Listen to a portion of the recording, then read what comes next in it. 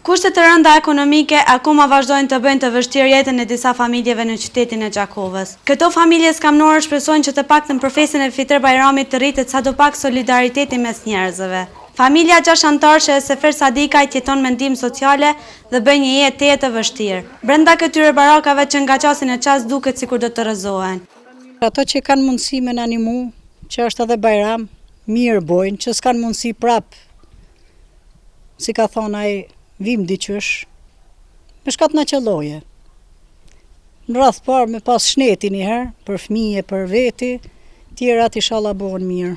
Edhe 2 fëmijët i kam pas të smutë dhe i kam prapë me kontrola çdo 3 muaj të doktor Jetishi.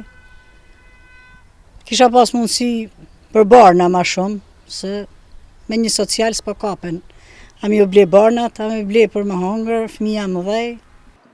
Ajo thot se qëndrimi në baraka është mjaft i vështirë. E lagështia krijuar brenda ndikon shumë në shëndetin e tyre. E një tjetër familje, po ashtu 6 anëtarëshe, ajo Skender Kuqit, thot se edhe një vit të gjysmë pas vdekjes së barakës së tyre, akoma nuk ka marrë asnjë ndihmë, e të cilët jetojnë në një tjetër barakë.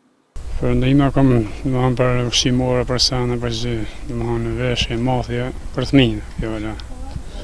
Pa punësi, s'ka punë, domethënë peshin edhe vetë ku po bën ai. Domethënë gjë mirëushme kjo. Kjo është domethënë, s'po di çfarë më thon peshin edhe vetë. Në ima veç kërkoj kosim ka nimu, faleminderit për tyne, do azallar grons, po më nimol ka pak kështu. Faleminderit për tyne, për tjetër kujna san.